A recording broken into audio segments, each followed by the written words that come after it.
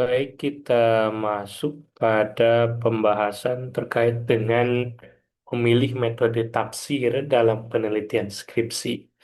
Tentu ini menjadi panduan secara global bagaimana antara judul yang kita angkat itu atau masalah yang terdapat pada skripsi dapat dianalisis dengan metode yang tepat dalam penelitian skripsi. Maka sebelum kita masuk, kita pahami sekilas terkait dengan apa itu metode tafsir. Metode tafsir itu dapat dipahami sebagai cara atau pendekatan sistematis dalam memahami makna ayat Al-Quran secara komprehensif dan terstruktur. Dan ini menjadi pendekatan dan corak tafsir yang menjadi kerangka kerja untuk mengarahkan seluruh proses penelitian. Lalu, apa tujuannya? Karena dengan menggunakan metode tafsir, ini diharapkan dapat menjaga objektivitas penelitian, lalu menghindari tafsir subjektif tanpa dasar dan menyesuaikan dengan fokus penelitian. Kita kenal terkait dengan jenis-jenis metode tafsir itu ada tahlili, terkait dengan penafsiran ayat per ayat secara rinci dan mendalam. Yang kedua ada maksud dengan maudhu'i, menghimpun ayat-ayat dengan tema tertentu. Yang ketiga adalah muqaron, perbandingan, dan keempat adalah ijmali, penjelasan secara singkat terkait dengan penafsiran ayat-ayat Al-Quran. Kebanyakan terkait dengan metode yang digunakan adalah maudhu'i karena tema-tema yang dikaji, walaupun tidak sedikit ada yang menggunakan muqaron ataupun misalnya tahlili dan bahkan ijmali. Nah, kita akan lihat sedikit perbedaan terkait empat metode tersebut. Metode tahlili itu cenderung analitis, artinya pendekatannya rinci, berkaitan dengan konteks bahasa dan kajiannya mendalam. Dan ini sebenarnya menggunakan analis tahlili itu bisa digunakan terkait dengan bahasa dan konteks terhadap bahasa dan konsep yang dimaksud. Walaupun memang kalau kita lihat ada tema-tema yang dikaji, tetapi analisis yang dilakukannya adalah bisa menggunakan tahlili. Lalu maudhu'i. Nah, ini yang sering kita kaji dan sering digunakan dalam penelitian skripsi. Kenapa? Karena langkah yang dilakukan itu merujuk kepada tema penelitian, kumpulan ayat-ayat terkait, analisis setiap ayat, dan melakukan sintesis akhir. Nah, hal ini cocok dengan konsep-konsep yang ada hari ini seperti toleransi, ekonomi Islam, pendidikan Islam, dan keadilan sosial. Itu salah satu tema-tema yang bisa dikaitkan dengan tematik. Lalu metode mukoron itu adalah perbandingan.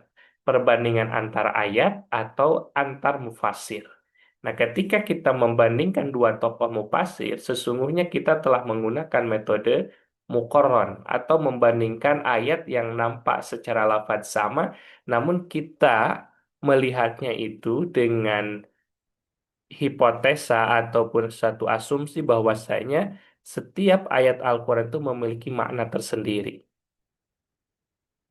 Lalu kita menentukan bagaimana menentukan metode yang tepat. Perlu pertama kita lihat judul penelitian.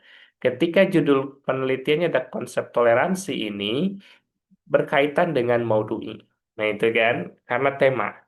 Toleransi itu tema. Tetapi ketika fokus kepada surat Al-Hujurat itu adalah analisis tahlili. Ketika menspesifikkan satu ayat ataupun beberapa ayat dengan tidak mengumpulkan tema-tema yang lain, hakikatnya itu adalah melakukan analisis pada ayat tertentu.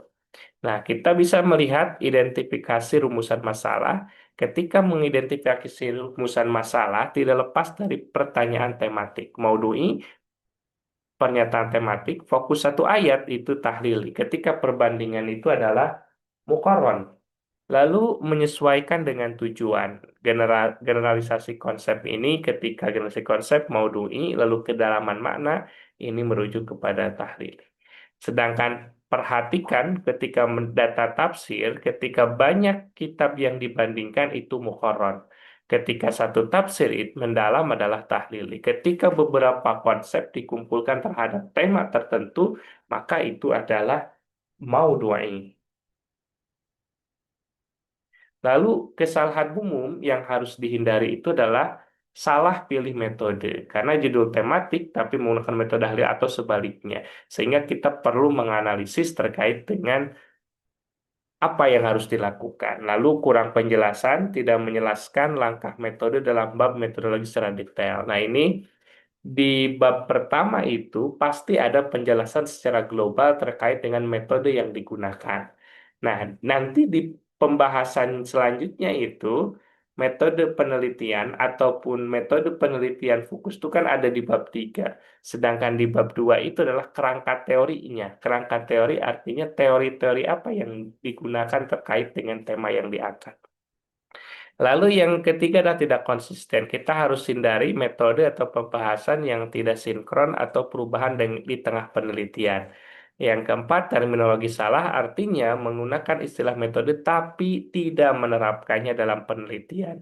Ini banyak, tidak sedikit bahwasanya ketika di dalam bab pertama mengungkapkan misalnya dengan metode tertentu, tetapi ketika di pembahasan itu tidak nampak. Nah, disinilah perlu adanya konsistensi dan perlu memahami bagaimana penetapan terminologi itu digunakan dalam analisis pembahasan.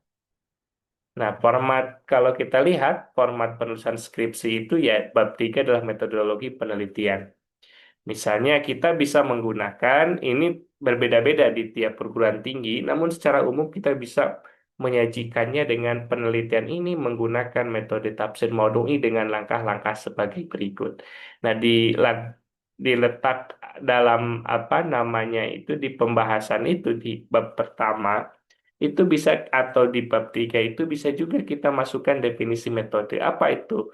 Secara akademis. Lalu alasan pemilihannya kenapa dan langkah operasional artinya dilakukan seperti apa melalui tahapan-tahapan yang runtut dan sistematis. Nah, ini contoh praktis dan barangkali sebagai eh, tips bagi kita ketika penentuan metode, konsep keadilan dalam Al-Quran. Tentu ini adalah metodenya Maudhu'i.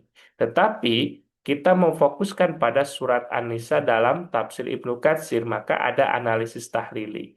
Nah, ini adalah terkait kalau misalnya kita gabungkan, tetapi kalau misalnya kita fokus hanya salah satu saja, maka itu dikaitkan hanya sebatas tahlili saja, karena pada surat An-Nisa ayat 135 atau perbandingan tafsir tentang riba, ini adalah muqarrar. Nah, supaya dapat di-ACC oleh dosen pembimbing, sesuaikan metode dengan judul, gunakan referensi metodologi tafsir, bukan asumsi sendiri, jelaskan langkah penelitian secara runtut dan sistematis, konsisten dari bab 1 sampai bab 5 dalam penggunaan metode. Nah, itu terkait dengan langkah praktis kita untuk menentukan metode penelitian.